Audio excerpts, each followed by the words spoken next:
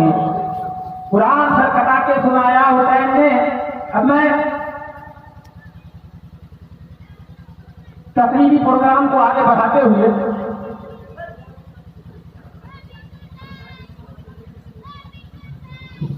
ہر کوئی چاہتا ہے کہ پہلے میں بول لوں لیکن کچھ مجبوری کمیٹی کی بھی ہوتی ہے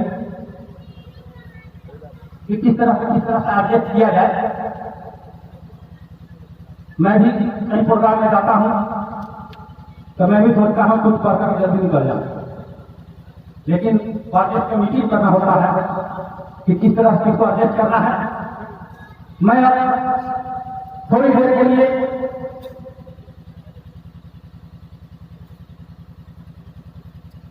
پیارے امام صاحب کو مائک پر زحمت دوں گا کہ وہ مائک پر آئے, اور کیونکہ یہاں ہم لوگ 2-3 عقیدے کے ماننے والے ہیں, لیکن 2 عقیدے کے لوگ ایسے ہیں کہ جو امام حسین کو بےحد اپنے دل سے مانتے ہیں. بے شک ماننے کا طریقہ الگ ہو سکتا ہے, لیکن امام حسین کی محبت میں لگتا ہے کہ نہ انہیں کوئی فرق ہے نہ مجھے کوئی فرق ہے. بے شک تو میرا کہنے کا مقصد آپ تمام سمجھ گئے ہیں. قاضی محمد کو 3 عقیدے کے لوگ ہیں, لیکن ایک عقیدے والے امام حسین کا کہتے ہیں کہ کربلا میں امام حسین گدی کی لڑائی لڑنے گئے تھے, لیکن وہ گدی کی لڑائی نہیں تھی, وہ سیٹ کی لڑائی نہیں تھی, وہ اسلام کے شان و شوکت کو بڑھانے کی لڑائی تھی اور اس کی عزت کو بچانے کی لڑائی تھی. لیکن ان کا کچھ اور کہنا ہے, وہی کہنا میرا بھی ہے اور وہی کہنا ان کا بھی ہے. اب میں بغیر وقت کو کھوئے ہوئے میں 15 منٹ کے لیے میں مائک کے حوالے کرتا ہوں, اور میں وشیش زیادہ کچھ نہیں کہوں گا. یہاں ہم 2 عقیدے کے لوگ ہیں, ایسی بات ہم منہ سے نکل جائے کہ ایک دوسرے کو ٹھیک پہنچے, اس لیے ہم لوگ کو چاہیے کہ ایسے ہی اسٹیج کو بنائے اور محبت کو برقرار رکھنے کی کوشش کریں. آواز بلند نعرہ سلوات اللہم صلی علی محمد نعرہ لگا لے, نعرہ تکبیر, نعرہ تکبیر, نعرہ رسالت, یا رسول اللہ, نعرہ رسالت, یا رسول اللہ, نعرہ حیدری, یا علی, نعرہ حیدری, یا علی, نعرہ حیدری, یا علی, زندہ باد, زندہ باد, زندہ باد. لا حول ولا قوة إلا بالله العلي العظيم. أعوذ بالله من الشيطان الرجيم. بسم الله الرحمن الرحيم. الحمد لله رب العالمين. الصلاة والسلام والتحية والإكرام على قدر الدجى قدر الثقافة في البراء نجم البراء شمس الزهاد سيد الأنبياء والمرسلين وآله الطيبين الطاهرين. أما بعد, فقد قال رسول الله صلى الله عليه وآله وسلم: حسین منی وأنا من الحسین. تمام اسلام کے چاہنے والے, رسول اسلام کی محبت میں مر مٹنے والے, ذکر حسین کرنے والے, اپنے آپ کو خوش نصیب سمجھیے کہ اس برے حالات, اس برے دور میں بھی ہم حسین ابن علی کے چاہنے والے ہیں, اور دنیا کو یہ پیغام دیتے ہیں کہ ہم اس حسین کے چاہنے والے ہیں جس نے اسلام کے لیے اپنا سب کچھ لٹا دیا. ہم جان لینے والے نہیں ہیں, ہم قربانی دینے والے ہیں. حسین کی عظمت سمجھنا چاہتے ہیں تو ہمیں رسول اسلام کی عظمت سمجھنی ہوگی. آج ہمارے جوان دین سے دور ہوتے جا رہے ہیں, نئی نئی فکریں پیدا ہوتی جا رہی ہیں. ضروری ہے کہ ہم پہلے اپنے رسول کی عظمت کو سمجھیں. ہم اسلام کی معرفت حاصل کریں تاکہ جو گمراہ فکریں اٹھ رہی ہیں اس سے ہم بچ سکیں.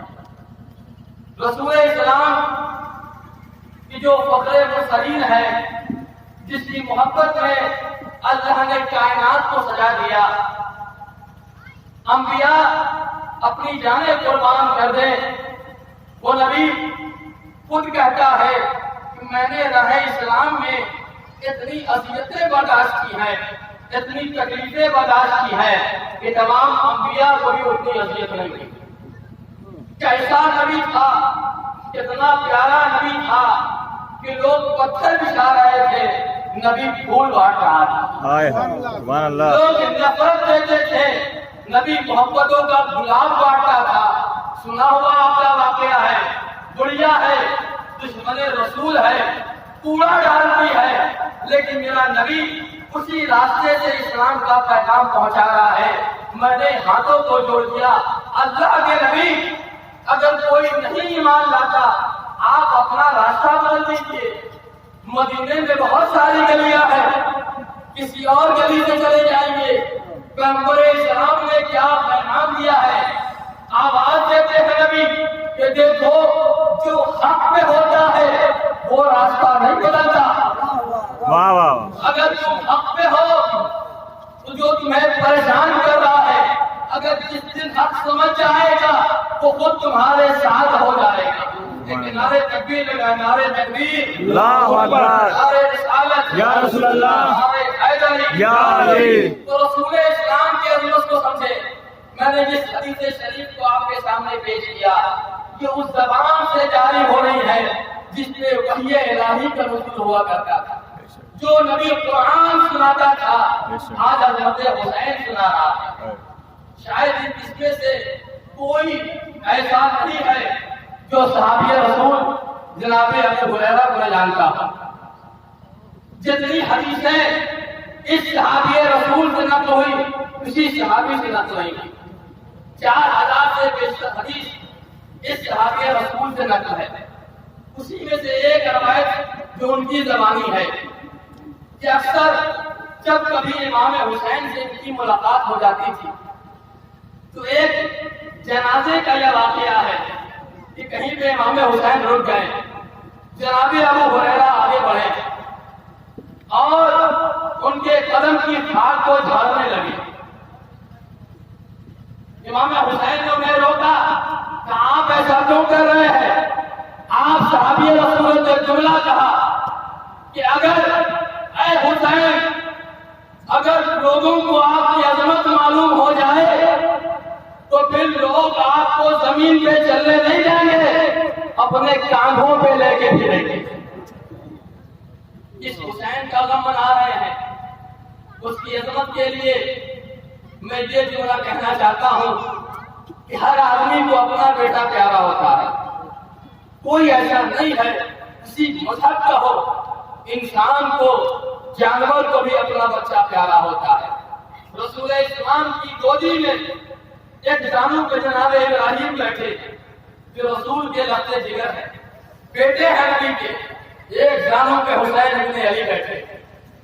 جبرائیل امین آئے، اللہ کے نبی آپ کا امتحان ہونے والا ہے، آپ ان میں سے کسی ایک کا انتخاب کر لیں، کسی ایک کو قربان کرنا ہوگا. عظمت حسین سنے ذکر حسین کرنے والے نبی نے فرمایا مجھے حسین سے بڑی محبت ہے، میں حسین کو چھوڑنا نہیں چاہتا. اور جبرائیل نے جب یہ پیغام سنایا تو حسین کو گلے سے لگا لیا اور حسین کی محبت میں اللہ کے نبی نے اپنا بیٹا قربان کر دیا. تو جو نبی کا کلمہ پڑھتا ہے حسین کے لیے دولت لٹا دے، اپنا وقت خرچ کر دے، اپنا پیسہ لٹا دے، تو پھر وہ سچا حسینی. حسین کی بات کر رہے ہیں، دنیا کی باتوں پہ نہ جائیے. جائیے تاریخ مصطفیٰ پڑھیے، سیرت مصطفیٰ پڑھیے کہ حسین کا ذکر کیوں منایا جائے، حسین کے اوپر آنسو معصوم کیوں بہایا جائے. آج دنیا یہ کہہ دیتی ہے کہ حسین جنگ کے لیے گئے، حکومت کے لیے گئے. اگر واقعی حسین حکومت کے لیے گئے تو حسین کی بظاہر شکست ہو گئی، لیکن حسین حکومت کے لیے نہیں گئے، بلکہ حسین اسلام کی حفاظت کے لیے گئے. حسین سیرت مصطفیٰ کو بچانے گئے اور حسین نے فتح کا اعلان بھی کیا. یہ عجیب انقلاب ہے کربلا کا کہ گردن حسین کی کبھی جیت بھی حسین کی ہوئی. اب کوئی پوچھتا یہ کیسے ہو سکتا ہے کہ حسین نے اپنا سارا گھر قربان کر دیا اور جیت بھی حسین کی ہوئی؟ تو وہ اس طرح سے کہ حسین کے پاس نہ تخت تھا، نہ تاج تھی، نہ دولت تھی، نہ لشکر تھا. یزید کے پاس تخت بھی ہے، تاج بھی ہے، دولت بھی ہے، لشکر بھی ہے، پھر بھی یزید ہار کیوں گیا؟ اس لیے کہ حسین وارث رسول تھے.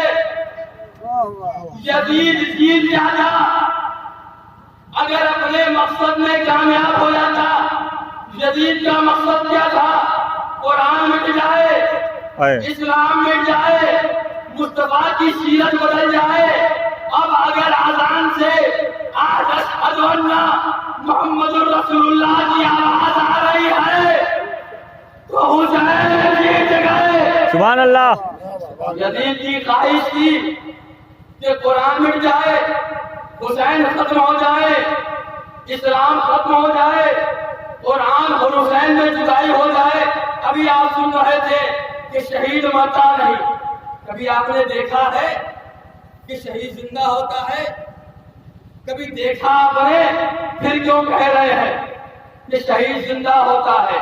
میں آپ کو دکھا رہا ہوں شہید زندہ ہوتا ہے. شہید کو موت نہیں آتی. کیوں؟ اس لیے شہید خدا کے لیے مرتا ہے. موت و حیات خدا کے پاس ہے. بے شک. شہید مرتا نہیں، زندہ ہوتا ہے. حسین کے گلے پہ خنجر چلا دیا گیا، نوکے نیزہ پہ سر ہے. حسین تلاوت قرآن کر رہے ہیں. سبحان اللہ، سبحان اللہ، سبحان اللہ. اگر شہید مر جاتا تو حسین تلاوت کیسے کرتے؟ واہ واہ. شاعر کہتا ہے کہ آل و قرآن دونوں باقی ہیں. آل نبی، آل و قرآن دونوں باقی ہیں. خیمہ شاہ میں جلا کیا ہے؟ خیمہ شاہ میں جلا کیا ہے؟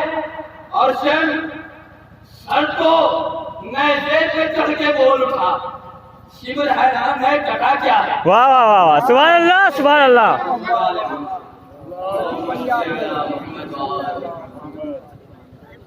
تو حسین ابن علی اس یزید کے مقابلے میں آئے. یہ بات کہنا اس لیے ضروری ہے کہ میں نے پہلے آپ سے کہا آپ اپنے بزرگوں کے عقیدے پہ غور کریں، نئی نئی فکروں سے بچیں. آپ رسول اسلام کی سیرت دیکھیں، اہل بیت رسول کی سیرت دیکھیں، اصحاب رسول کی سیرت کو پڑھیں گے تو کبھی گمراہ نہیں ہوں گے. آج یہ سب کچھ سمجھنے کے بعد بعض نبی سے عشق کا دعویٰ کرتے ہیں اور یزید کی حمایت کر رہے ہیں. بے شک. یزید کی حمایت میں کانفرنس ہوتی ہے. میں آپ کو چہرہ دکھاتا ہوں یزید کا. تنہا حسین نے یزید کی بیعت سے انکار نہیں کیا تھا. بہت سارے لوگوں نے جو یزید کے ظلم سے، اس کے کیریکٹر سے جانتے تو انہوں نے بیعت نہیں کیا. میں 3 نام لوں گا آپ کے سامنے، آپ اپنے علماء سے پوچھے تاریخ پڑھ جا کر. ایک چوتھے خلیفہ علی ابن ابی طالب کے لال نواز رسول حسین نے بیعت کے لائق نہ سمجھا یزید، بیعت نہیں کی. دوسری شخصیت سب صحابی رسول کی شخصیت ہے. دوسرے خلیفہ جناب عمر کے صاحبزادے عبداللہ ابن عمر نے یزید کی بیعت نہیں کی. تیسری شخصیت عبداللہ ابن زبیر نے بھی یزید کی بیعت نہیں کی. اب اتنے بڑے بڑے اصحاب کے انکار کے بعد بھی یزید سے محبت کی گنجائش ہے. یزید نے 33 سال عمر گزارا، لیکن عمر کم ہے گناہ زیادہ ہے، جرم زیادہ ہے۔ میں 3 جرم آپ کے سامنے پیش کر رہا ہوں۔ پہلا جرم، رسول کے دل کو دکھایا اور رسول کو سوگوار بنا دیا، نواز رسول کو بھوکو پیاسا مارا کربلا میں۔ دوسرا جرم، خانہ کعبہ پہ حملہ کیا، خانہ کعبہ کے اوپر منجلک سے پتھر برسائے اور جس کعبے کی چادر کو پکڑ کے مسلمان دعا مانگتے ہیں اس پہ آگ لگا دی۔ تیسرا جرم، مدینے پہ حملہ کیا، اصحاب رسول کے گھر میں قتل و غارت کیا اور مدینہ نبوی، مسجد النبوی، آپ کے محلے کی مسجد، ہمارے محلے کی مسجد اللہ سے مخصوص ہے، اللہ کی عبادت سے تو بڑا احترام ہے کہ غیر مسلم نہیں آ سکتا۔ اب جو مسجد نبوی ہو، اتنا اس کا احترام ہے، 3 دنوں تک گھوڑے باندھے گئے اور فوج یزید وہاں پہ شریک رہی۔ اب میرا تمام عاشقان رسول سے یہ پیغام ہے، اب اتنے جرم کے بعد جو بھی یزید سے محبت کا دم بھرے، نہ وہ اصحاب رسول کا دوست ہے، نہ وہ کعبے کا احترام کرتا ہے، نہ اہل بیت نبی کا دوست ہے، بلکہ وہ اہل بیت کا بھی مجرم ہے، اصحاب کا بھی مجرم ہے اور کعبے کا بھی مجرم ہے۔ آپ کم ظلم ہے۔ اب میں آخری بات کے وقت کم ہے، اب لوگ کہتے ہیں ذکر حسین کب تک کیجیے گا جب کہ شرافت نفس کی نشانی ہے۔ یہ شکریہ ہم ادا کر رہے ہیں حسین کا کہ حسین نے اسلام ہم تک پہنچا دیا، حسین نے کربلا کے میدان میں رسول اسلام کی صحیح سیرت کو پیش کر دیا، اسلام کا سچا چہرہ پیش کر دیا۔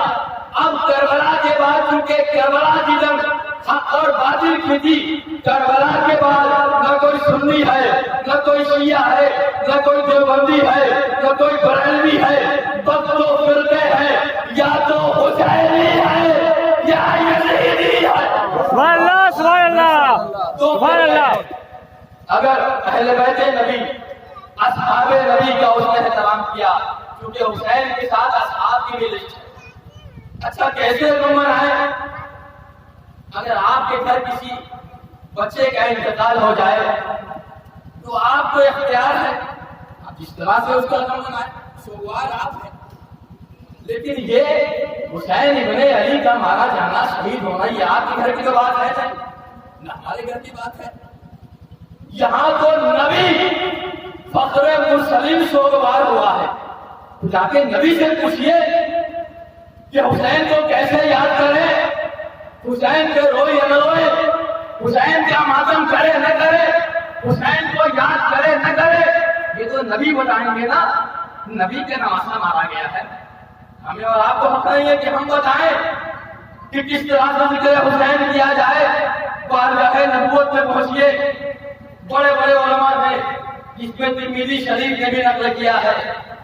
بس یہ آخری بات، کیونکہ مصیبت حسین کا ذکر بھی ضروری ہے کہ کربلا میں حسین نے اسلام کے لیے نہ جانے کیسی کیسی قربانی پیش کر دی، نہ کربلا سے پہلے کسی نے پیش کی، نہ کربلا کے بعد کوئی پیش کر سکتا۔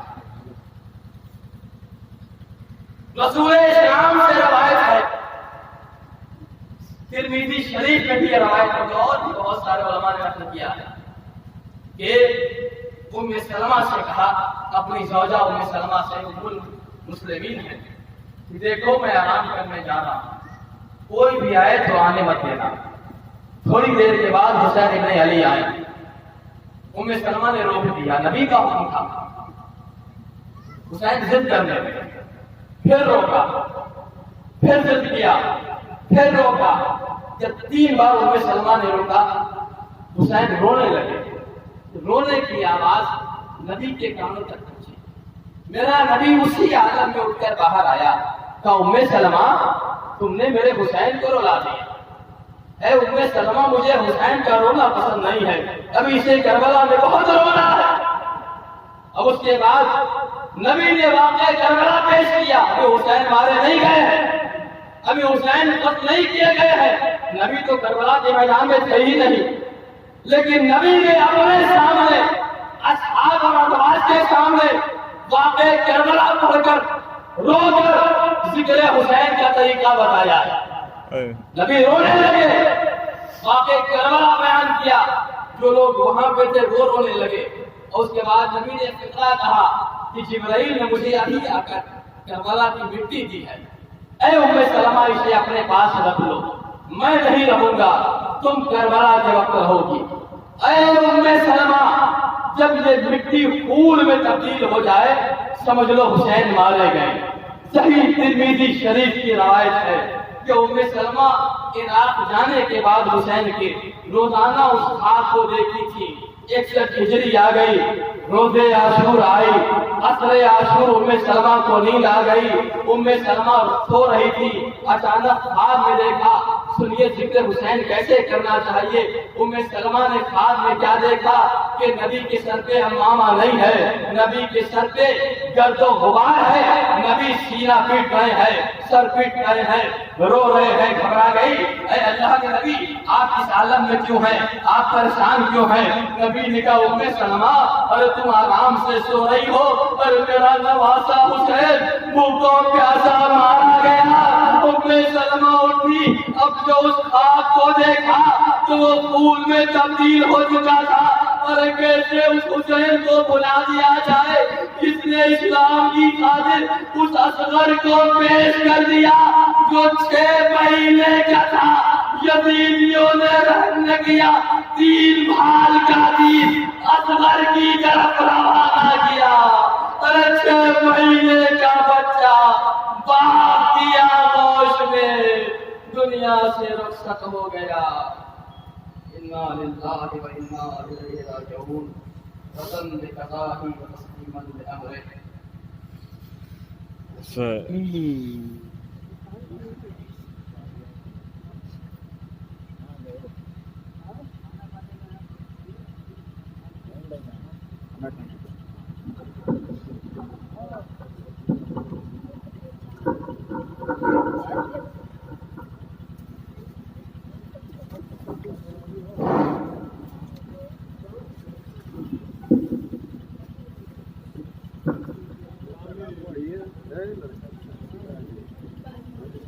السلام علیکم ورحمۃ اللہ وبرکاتہ۔